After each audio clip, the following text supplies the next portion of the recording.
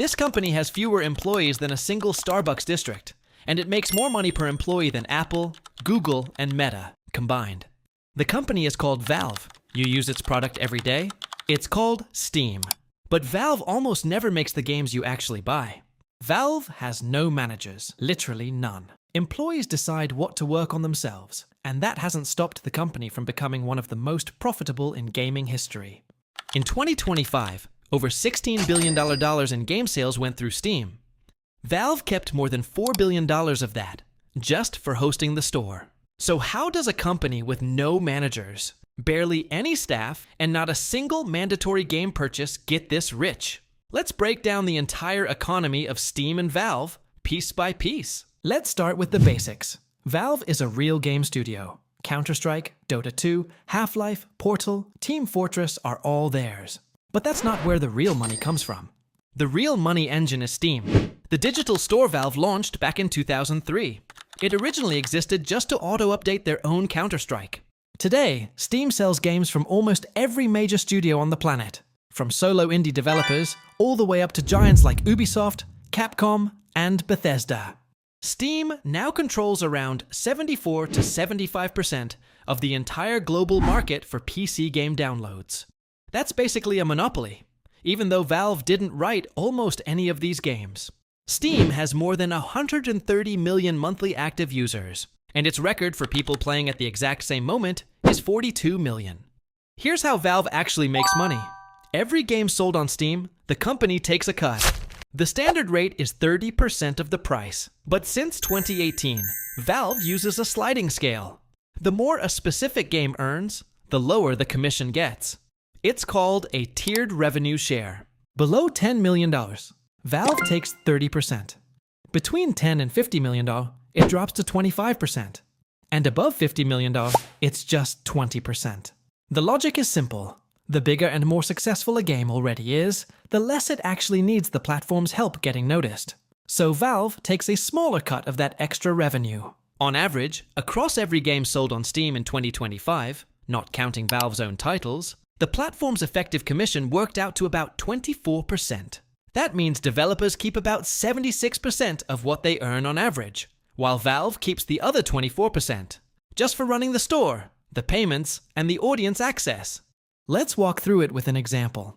You buy a game for $60 from a small indie studio, their first big release ever. Since the studio hasn't hit $10 million yet, the standard 30% applies.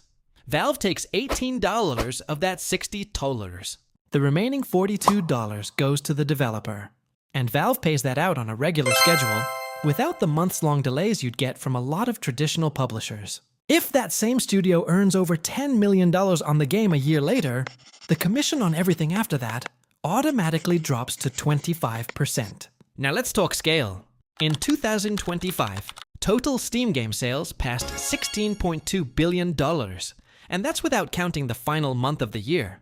Out of that, Valve kept over $4 billion in pure commission, with almost no cost to produce the content being sold.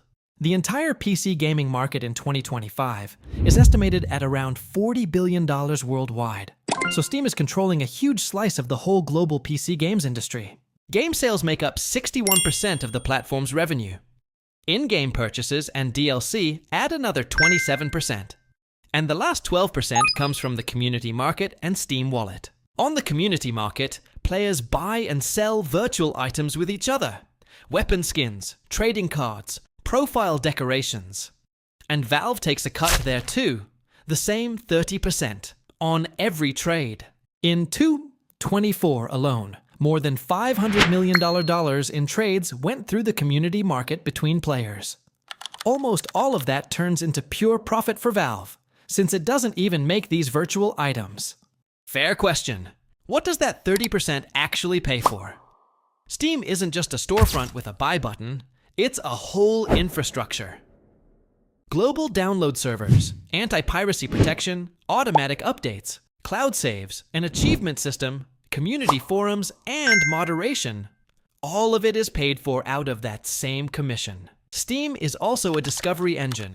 Recommendations, sales, front page placement. For a small indie studio, that's often the only real way to get noticed at all. That's exactly why most developers, even the ones unhappy about the commission size, still stay on Steam. Nowhere else offers the same access to an audience. Now here's the strangest part of the Valve story. Officially, the company has no managers, no department heads, no chain of command in the usual sense. There's even a famous internal document called the Valve Handbook that literally says employee desks have wheels, so people can roll themselves over to whatever project interests them. Every employee decides for themselves what to work on. If a project attracts enough people inside the company, it survives. If it doesn't, it just quietly dies. No orders from above. Sounds like chaos, but in practice, it means people only work on things they actually believe in. And judging by the company's financials, that works out extremely well. Meanwhile, Valve employs only around 330 to 360 people total. For comparison, that's fewer people than the staff of one large supermarket.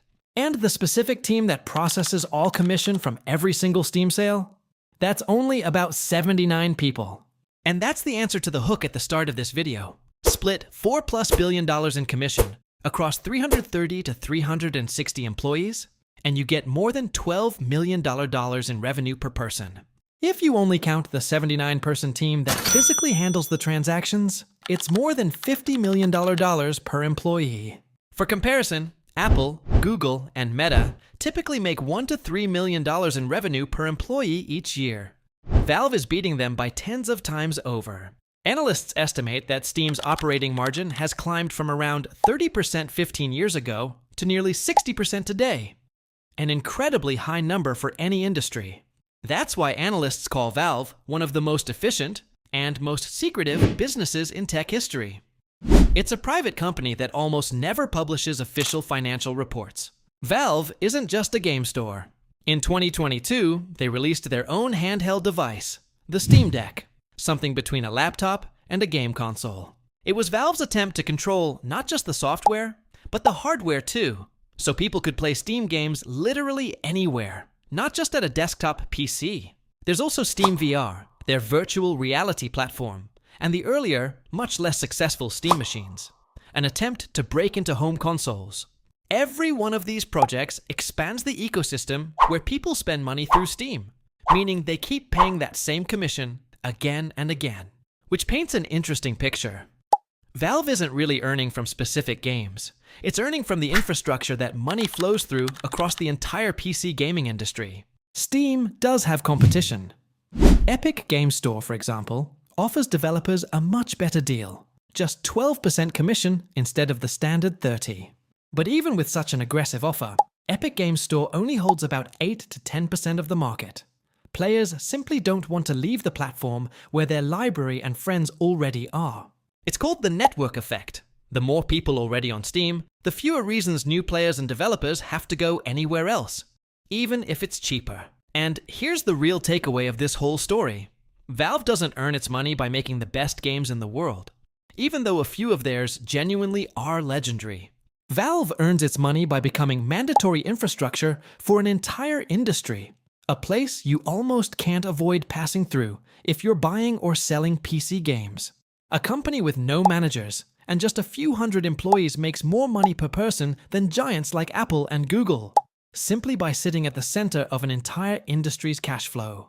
It doesn't make most of the products it sells. It just owns the road every one of those products has to travel down to reach the buyer. And that's how the economy behind one of the most secretive and most profitable companies in the entire gaming industry actually works. If you liked this video, give it a like and subscribe, and also check out our other videos about incredible earnings.